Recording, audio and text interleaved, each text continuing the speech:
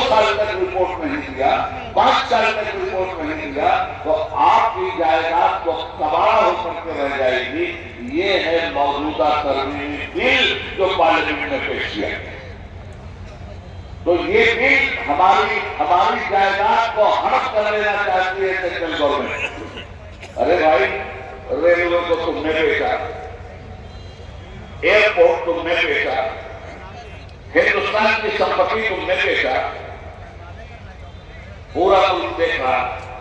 یہ وقت کی جائیداد، یہ مسلمانوں کی جائیداد ہے بھائی، یہ کسی سے نہیں کی گئی۔ میں تو یہ کہنا چاہتا ہوں، ایمانداری سے ہماری جائیداد ہمیں لوٹا دو۔ ہمیں تمہاری خیرات بھی نہیں چاہیے۔ ہمارے بزرگ اتنا دے کے گئے ہیں کہ اگر ہماری جائیداد ہمارے ہاتھ کر دی جائے، خدا کی قسم نہ صرف یہ کہ مسلمان خوشحال ہو جائے گا، ہم اس ملک کے غیر مسلموں کو بھی رفاہ کی بنیاد پر، چیریٹی کی بنیاد پر، خدمت کی بنیاد پر، اسلامی قانون کی بنیاد پر اتنا دے دیں گے کہ جن کو 5 کلو چاول دے کر ان کا ایمان تو چھین رہے ہو، ہم بلا پیسہ بلا ان سے کوئی معاوضہ نہیں ہوئے ان کی خدمت کر سکتے ہیں۔ ہماری وقت کی جائیداد کی اتنی بڑی طاقت ہے، مگر اب یہ چھینی جائے گی۔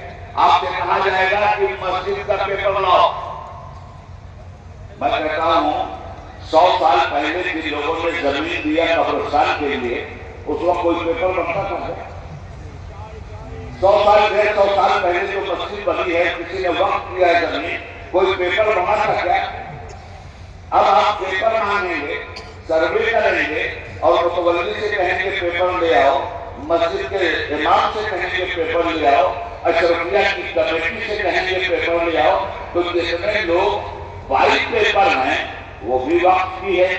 جتنے لوگوں نے وقت کر دیا اور پیپر نہیں بنا تو زبانی طور پر بھی وہ وقت کی جائیداد ہے، اور اب آپ اس جائیداد پر نگاہ ڈال کر اس کو چھیننے کے چکر میں لگے ہوئے ہیں۔ تو جب یہ ساری چیزیں سامنے آئی ہیں تو میں آپ سے پوچھنا چاہتا ہوں کہ ہماری اپنی کوئی ذمہ داری بنتی ہے کہ نہیں؟ علماء کی ذمہ داری بنتی ہے کہ نہیں؟ پھر عوام کی ذمہ داری بنتی ہے کہ نہیں؟ پھر ان حالات میں اپنے حقوق کو لیجیے گا یا بزدلوں کی طرح سرنڈر کر جائیے گا؟ قرآن نے تو کہہ دیا ہے تمہیں آزمائیں گے، بھوک کے ذریعے، موت ملکی کے ذریعے،